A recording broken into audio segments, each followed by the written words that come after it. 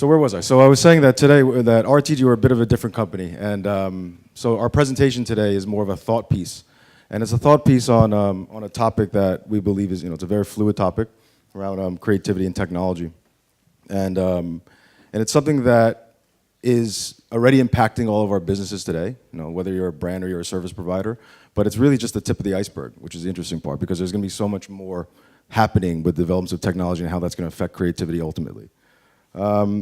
So we've heard a lot of, there's been a lot of great presentations and a lot of heavy information, comprehensive information on things like, social KOLs, or we're looking at O2O, new forms of retail, or even big data, which is a big buzzword these days. So what we're trying to do, and we always try to do for our clients, especially as a consultants, is to simplify things. How can we make things a lot more easier and palatable, and really start looking at how can what's happening now be actually applicable to a business on a daily level, right?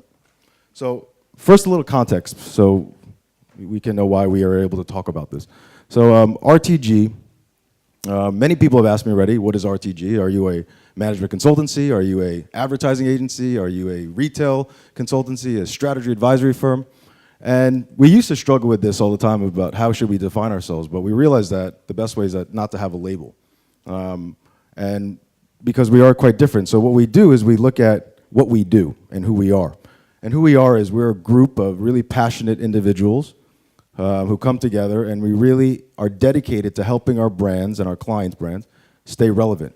And relevant is a really big, important word for us, because it means that you have to be relevant to a market, relevant to consumers, relevant to just basically the zeitgeist of the day, so to speak. But at the same time, for us to be relevant, we also have to be able to categorize our services so that the clients can work with us if we have the fortunate opportunity. So we have three areas of business that we have at RTG, or three divisions.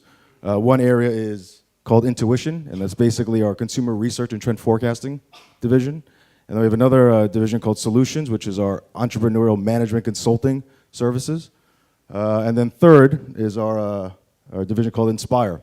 And what we focus on here is around heavy on creativity, creative platforms, developing creative visuals, the whole gamut. So we'll be staying in this topic a lot for today. And we have a team of about 75 consultants across China, Shanghai and Beijing. And we work with different brands, whether they're global brands, whether they're local brands, developers, in different ways, to help them, usually the C-suite of the different companies, to help them to really understand the market and how we can apply those things for them. So these are some clients, just a few of them that we've worked with over the years. And as gatekeepers for our clients, it's really important for us to always know what's happening and who are the different service providers in the market. So that's another good thing that I have to thank China Connect and Lore for, is that we did meet some great companies already that we already know how we can work with them for our clients back in China, probably immediately. So I think that's a great thing. Yeah. So today we are going to talk about essentially about creativity and its relationship with technology. We at RTG are a more creative consultant, and we have built a reputation with our clients on instinct and intuitions in the way we advise them on creating brand concept, or creative strategies, could be brand campaign as well. So we have been very successful at doing this in China.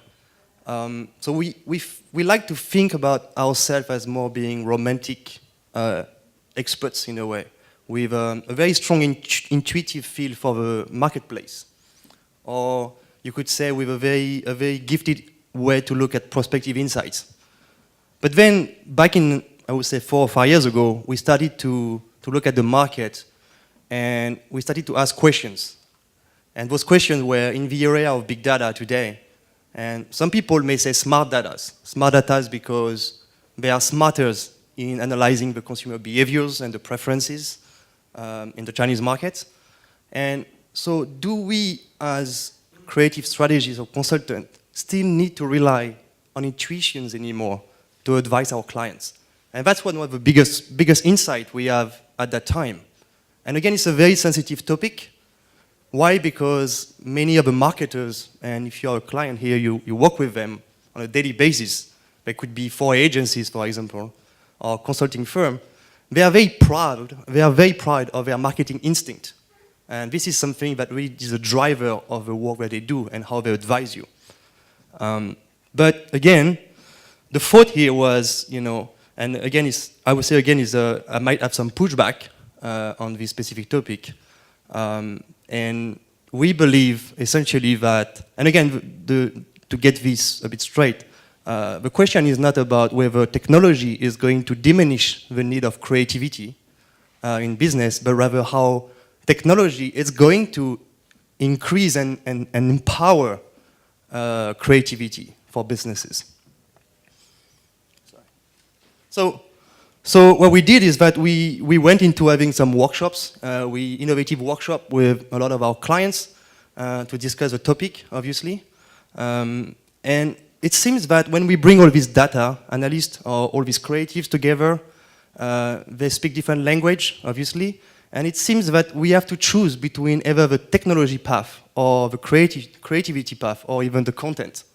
But then, it seems that it's either one or the other, but we don't look at it this way. The way we look at it is that we see those things are not being mutually exclusive, but rather creativity and technology being mutually inclusive. And we believe that if we actually look at it this way, as consultants or creative consultants, we will basically redefine the way consulting and the way we will advise our client in the future. It's something that we like to call in RTG Createch, and we wanted to give it a name. And if we have to define it, it's the convergence of the creative and the technology industries. So today I will share with you 3 different stories, or 3 areas. The first one, and very quick, we will go through a bit more depth into this concept of Createch because it's relatively new. And second one is we wanted to show you how do we apply this philosophy to one of our clients in the Chinese market. And last, it's more of an open discussions about what could be the future of Createch, and this is something that we'd like to discuss with you. So, to talk about the Createch, we first need to go back to the traditional creative process. And creative process is, your consultants that work for brands, they actually go through insights, they use qualitative data, quantitative data, and they use those insights, obviously, combined with their expertise in the market, combined with trend forecasting to develop brand strategies. But then, me obviously I've been a creative strategist for over 15 years, and including 10 years in China. I was always very skeptical about quantitative data. And again, there's so many reasons I would have to be skeptical about quantitative data. If you just look at so many examples where brands have been actually using quantitative data. When I mean quantitative data, obviously I'm referring back to the traditional quantitative data, not smart data or big data. Surveys, things Surveys, yeah. To make decisions, if you go back to Coke even 20 years ago when they wanted to launch the new version of a sweeter version of their Coke to compete with Pepsi, they tested among 250,000 people, and the data was telling them that it would be very successful, and it was the biggest marketing disaster of Coke. In China, for example, when Starbucks wanted to enter the market, one of the largest management consulting firms in the market, so it's not us, it was one of the big guys, telling them that they should not enter the market right now. And maybe there is no market for Starbucks because there is a tea culture that is so strong, and the data shows that based on the surveys among over 150,000 people, it's not the right time. And Starbucks just went in and won the market. And again, if you go back to the election, I don't want to be political, but American election, data again and poll was showing that Hillary was winning. So, the question we had, again, it was back in 5 years ago, was even today, when we have access to big data, and again, even smarter data, where we can read consumer behavior more accurately, why does the creative industry, what does 4A agencies that you work with, still rely on instinct, in intuitions, and in gut? And those were the questions we asked ourselves 5 years ago. I actually was reading an article, I think it was 2 years ago, from I think he's a contributor to Forbes magazine. It's an American guy. And he was talking about the area of big data, and he was doing a reference to Picasso. In 1907, Picasso was living in Paris, and he was looking for inspirations. One day he met with Matisse giving an African sculpture. And he was very intrigued by this culture. It was new to him, new informations. And he went to the Museum of Ethnology the next day. And then, obviously, what happened is that intuitively he connected his European art that he was doing with African arts that lead to Cubism and lead to all the innovation you saw through the 20th century, even down to architecture and design. So the question here is, what if Picasso didn't actually met Matisse that day? What if actually Picasso didn't wander into that African art exhibitions? If we go back to business, what if actually during this interview that we run with clients, with your consumer, what if we didn't met that person that told us an insight that led to a new strategy that was a winning strategy? There is so much luck, actually, so much luck in the recommendation that are given to clients today, still today, although there is so much information that are very accurate through big data. Yes, I think that it's a good example with Picasso, but you know, applying it to our businesses today and helping brands succeed in the markets, whether it's China, whether it's wherever in the world, is that we have to remember that when we look at campaigns and creatives, that for every award-winning, groundbreaking campaign that everyone's heard of, there's been countless failures. And there's been campaigns that have just not worked. They haven't connected. And those failures cost a lot of money. You know, we deal with clients' budgets that can range anywhere from $5 million to $75 million on an annual level, right? So the bigger ones, you can imagine how much of that is going to creating commercials or creating campaigns. If you're wrong and it doesn't work, that's a lot of wasted money. And I think that's something to think about, because those failures is essentially what we're talking about is improbability. Because if you look at kind of any equation, and generally speaking, is that the more improbability that you have, the higher the chances, or the lower the success rate will be. So when you look at something like creativity and gut and instinct, that's why there's so much to that level of improbability to think about, that you know, people many times, to be frank, brands will feel just more safer with somebody who's looked at as a creative, just because they think that maybe the improbability will be lower instinctively because this person has done some other great things. But it doesn't always work out that way. And I think that's why, generally speaking, CEOs tend to not be so involved in marketing and in the creative process. You know, not all, of course, but generally speaking. It's because that area is relying on a lot of improbability, and people don't like improbability, especially in business, because improbability can lead to a lot of lost revenues. There's a common, you know, a common saying, right? And I'm sure that everybody in here has either heard from a client, or if you're on a client side, if you've told one of your teams, is to say, think outside of the box, right? And thinking outside of the box is kind of, you know, as we all know, is like being different and thinking of things in a different way. One thing at RTG, at our company, is that we never say this words, think outside of the box, okay? We think that it's the wrong way to look at it. We should be thinking about using, whether it's qualitative interviews with consumers, whether it's trend forecasting, or whatever it's going to be. We look at that and say, how do we take all that to build actually the right box, and then be able to be as creative as possible within those parameters, right? Because at the end of the day, we're not selling art, we're doing commerce. So it's very important. What's interesting is that with big data today, how we're seeing it is that there's more, this big data is actually dramatically reinforcing or fortifying that box. Because big data, specifically behavioral big data, which is what we've been using in China, and there's some different things in China that are uniquely China compared to other markets. But we use behavioral data to be able to now understand concepts and parameters to be able to create the right creative for a particular brand. Right? And I think that the real value that we're looking at is, how do we unleash that creativity in the most focused way that's going to be relevant. Right? I think we're going to move a bit fast. Yeah, we move fast. So we can walk you through just one quick example of how we apply this to a specific case. This is one of our clients. That's one of the largest development in China, 180,000 square meters, $1 billion investment. And it includes 250 villas, hospital, clinics, spa. It's a huge complex. So we could have started traditional way. We could have went with, you know, the quantitative studies and doing that traditional creative process, going through that traditional creative process. And what's unique about China is that we have very strong partners when it comes to data and big data. And we are able to, in partnership with China Mobile and China Unicom, actually ability to screen every single person's in a specific area and their behavior, no matter they are actually using their phones or their laptop or any device. So at that time, because the place where our location is Suzhou, we're looking at 11 cities, Shanghai, Suzhou, and 10 cities around. And we are targeting a specific audience because the price point for this villa is very expensive. So we have to be very targeted in understanding their behavior and what they look for.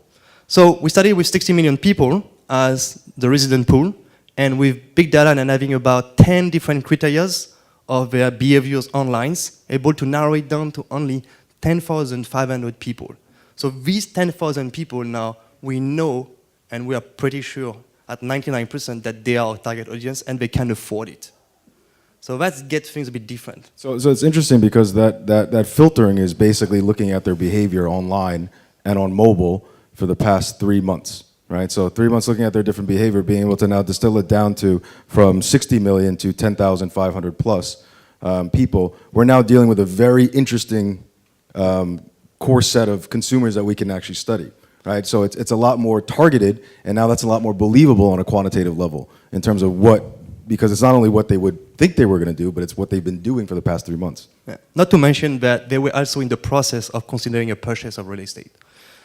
So from there, we actually were able to engage them, and there's tactics, we can do that now, and be able actually to, with a 10,500 people pool, engage over 150 of them. And this time now we bring the qualitative study in, having in-depth interview, 60 minutes, try to understand, go into their head, try to understand their deep aspirations, what they look for when it comes to purchasing a home, etc., etc. And be able to portray more of a lifestyle aspirations. And just some quick insights, but obviously I can't go into details here. This type of audience, these 10,000 people overall, see home as a privacy and peacefulness, as a mean for healthier living. So have to be a very big considerations.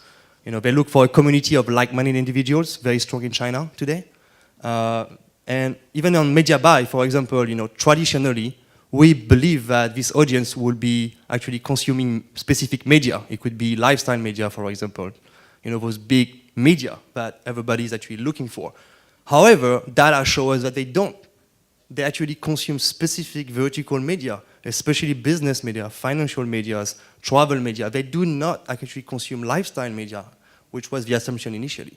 And we have perfect, accurate information. And that's a big insight because, again, when we're dealing with the budgets for the client side for their media buy, you know, we're talking about significant amounts of US dollars being spent, where if we didn't go through this process and we're just making the traditional assumptions about a luxury consumer, as an example, that they look at these particular media, we would have been spending wrong. Yes. And that's very dangerous because, you know, we're talking millions of dollars. So it's much more now that we can see that they're going vertical, then we are now changing, or we have changed where we're investing into the media buy. Yeah, absolutely.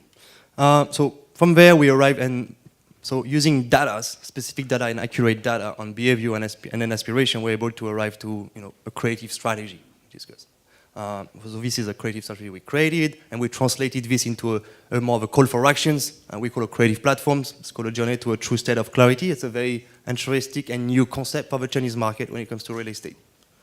And then from an activation standpoint, obviously, we wanted to leverage technology and have a technology relevant to our creative platform. So, you know, we use, like you saw before, we use WeChat. We have AR applications that are especially relevant with, you know, being able to actually fully immerse into the villa. All this is under construction right now. We are using VR property visit, obviously, so the ability to be able to discover the villa in the comforts of, you know, not being able to travel there, etc., etc. There is a lot of ideas that came actually by talking to Vroom yesterday, where we are looking now at possibly doing training for sales using VR as well, because there's a very interesting concept behind, and it's going to be very difficult to train all the staff. But then VR and the automation of VR will make it so much simpler and efficient, as an example, and so on and so on, for this case. Yeah, so I think that, you know, we're good on time, so we're just wrapping up here in terms of what would be the next steps or the future of it, right? And these are very just broad slides, but I think that the paradigm that we're looking at this from is that it's still about the success rate. So if we know that in business we need to make sure that the success rates need to go up, so how would we start looking at where big data and how can we be in front of it to know